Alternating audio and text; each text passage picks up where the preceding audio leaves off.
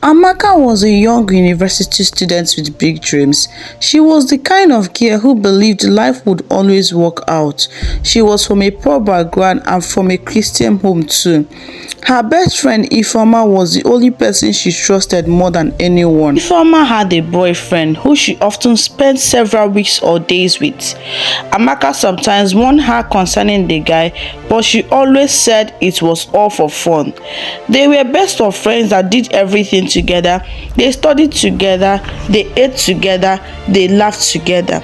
And they had promised each other that nothing would separate them until one afternoon. Ifeoma came back from lectures crying. Amaka, her voice was barely audible. What happened? Ifeoma couldn't speak. She simply handed Amaka a pregnancy test strip. Two bold red lines. Amaka stared at it, mouth widely open. You are pregnant? Ifeoma nodded, tears running down her cheek. Amaka, please help me. I can't have this baby. Amaka sat beside her. Have you told your parents? Ifeoma immediately shook her head. They will kill me. She was terrified. You know my parents. They are high-profile people in the society. My entire future will be destroyed if they discovered I am pregnant. Please help me, she whispered. Amaka didn't understand what she meant at first. Silence filled the air as Amaka stared at Ifeoma for some minutes before she could catch her breath. Ifeoma told her what she had decided. She wanted to terminate the pregnancy. Amaka was frightened. Ifeoma, look, I know and understand what you have said, and you know we promised not to leave each other, but do you think this decision is the right one? Ifeoma lowered her head with tears. I don't know what else to do, said Ifeoma. Stop crying. I will accompany you tomorrow to the hospital, said Amaka. After the procedure, Ifeoma was weak and crying. Amaka held her hand. Everything will be okay, she whispered. But inside, Amaka was scared. Ifeoma stared at Amaka. Please, I want you to promise me that whatever happened, this will always remain a secret between both of us. With trembling eyes, Amaka nodded in agreement. They returned to school and tried to forget what had happened, but Amaka never completely forgot. Years later, life moved on. They graduated from the university. Ifeoma eventually got married. Amaka also met Chinedu. Chinedu was a kind, patient, and deeply in love with her. When they got married, Amaka was happy, even more happier than she had ever been. At the wedding reception, Chinedu leaned close and whispered, I can't wait to hear our children call you Mama. Amaka smiled. Me too. Began trying for a baby. The first month passed, nothing. The second month, nothing. The third month, nothing. And the fourth month passed, nothing. At first, they laughed about it. Maybe the baby is waiting for the perfect time, Chinedu joked. Amaka smiled. But after 1 year, the joke stopped. They went to the hospital. Tests were done. More tests followed. Sometimes the results were reassuring. Sometimes doctors recommended further evaluation. There was no answer, and that uncertainty consumed Amara. One evening, she sat alone on the bed, looking at old photographs. Then she found one, a photograph of herself and Ifeoma when they were 19. Amara stared at it for a long time. Then the memory returned. The clinic, the crying, the promise. She began to wonder. What could have happened to her friend? She had not heard from her since. That question became an obsession. She tried calling her friend, but the number wasn't going. She dropped the phone, lost in a very deep thought. Chinedu tried everything. He accompanied her to appointments. He encouraged her. He prayed with her, but Amaka began pulling away. She stopped attending family gatherings because relatives constantly asked her questions. When are you going to give us a grandchild? When are you going to have children? Have you gone to see a doctor? Each question felt like a knife. One day, Chinedu came back home and found Amaka sitting in the darkness. He switched on the light. "Why are you sitting here?" She didn't answer. He sat beside her. "Amaka, talk to me." She looked at him. "Maybe you should marry someone else."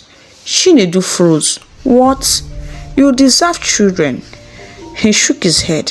"I married you, not a pregnancy." Amaka burst in tears. She rested her head in his chest. 7 years into their marriage, one day Amaka was cooking in the kitchen. She heard someone knocking and went to open the door. She opened the door. Lo and behold, it was Ifeoma standing with her children, a girl and a boy. They came inside and sat down. Amaka was happy to see her friend. The children went outside to play. Ifeoma noticed something was wrong. "You are not happy." Amaka looked at her. "I am tired." "Tired of what?" "Children, Ifeoma. Look at you. You have 2 beautiful kids. You're happy in your marriage." Ifeoma understood. Then Amaka asked questions she had been afraid to ask for years. "Do you ever think about what happened when we were 19? Ifeoma became silent. Her face changed immediately. "Why are you asking me that? I was the one who committed the crime. I was supposed to bear the consequences, not you. Go to the hospital and find out what's wrong with you." Amaka lowered her head. "Look, I was the one who begged you to come with me. But I took you there," Ifeoma said. "Amaka, I think I came at the wrong time. I should be taking my leave now." "No problem, my friend," said Amaka. Ifeoma stood up and left with her children, leaving Amaka to sort herself out. Amaka left for the office.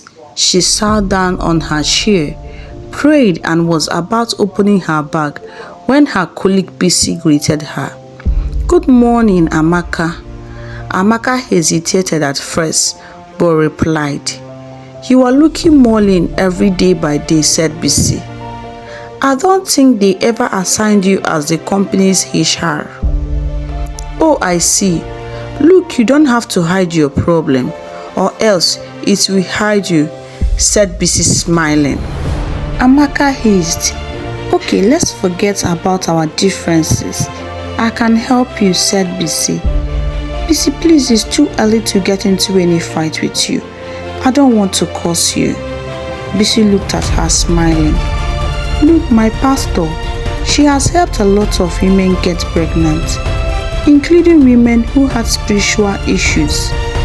Amaka was now concerned. "Okay, please, how do I see her?" "Next week, I will take you there."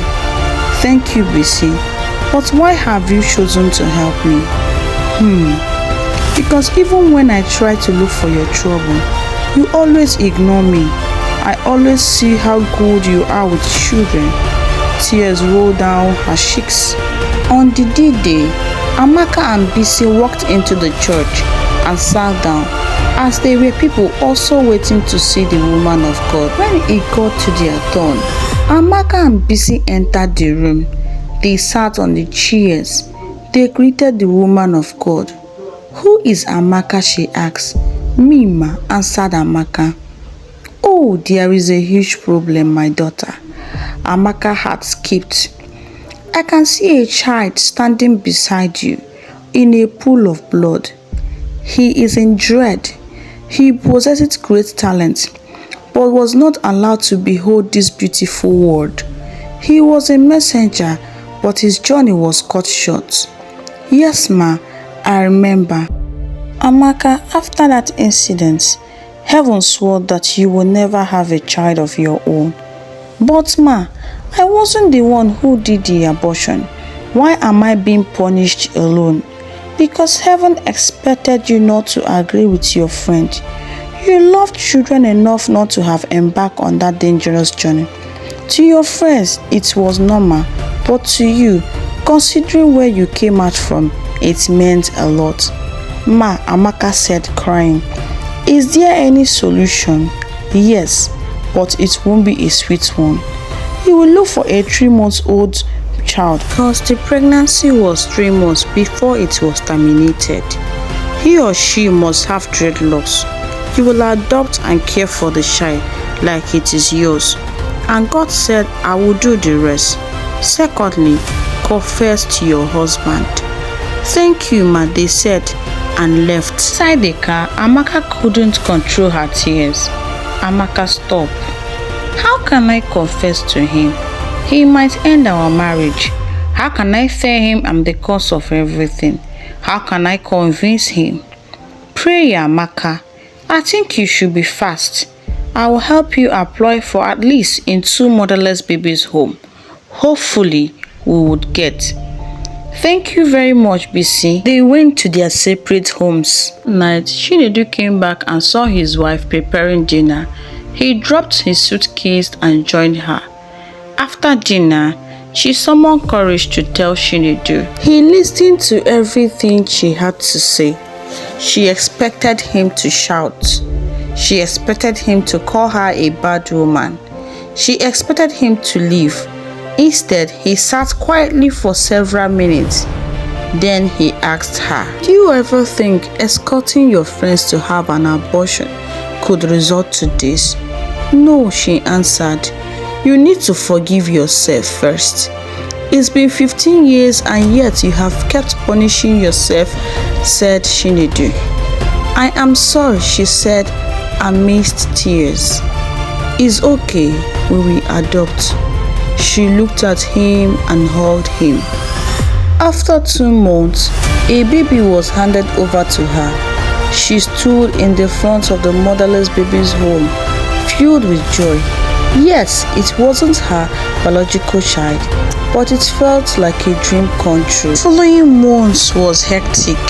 They learned how to take care of him, wake up early to bathe him, take him to the daycare before heading to their various places of work. Amaka was enjoying everything. Chinedu was helping, and he was always ready to assist.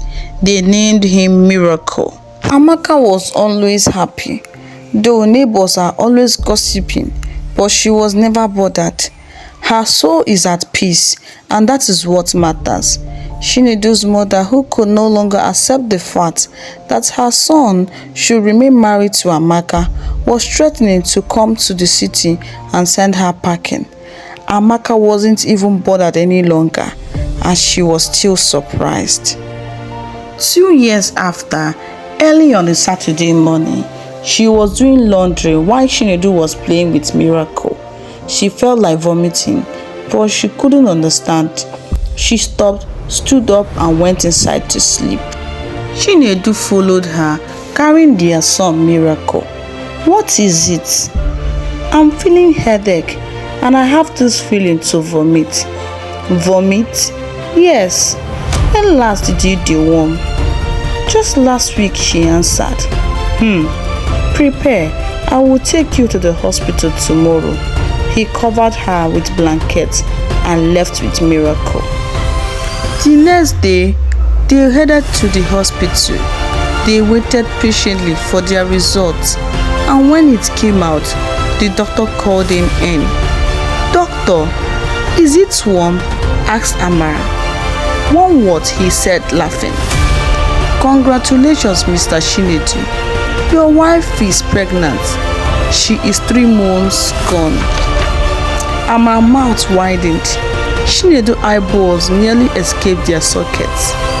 Thank you, doctor, they said as they left. As several months passed, everybody began to talk.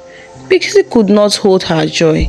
Miracle was always touching his mama's tummy, waiting for his sibling to arrive. Family WhatsApp group has been silent since Chinedu posted Amara's picture with her pregnancy. Yes, there are a lot of stories behind the journey of Amaka, but only her knows what it felt like. Her friend never bothered about her. She was left alone to bear the consequences. It was a choice made by 2 people, but only one person bear the consequences. Be careful of the choices you make today.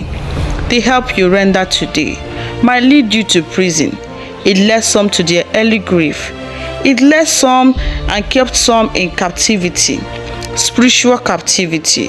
So be careful, help wisely, pray before you help. Yes, it was two people's choice, but only one person bear the consequences. Thank you for watching that wonderful story. Like, comment and share. Thank you.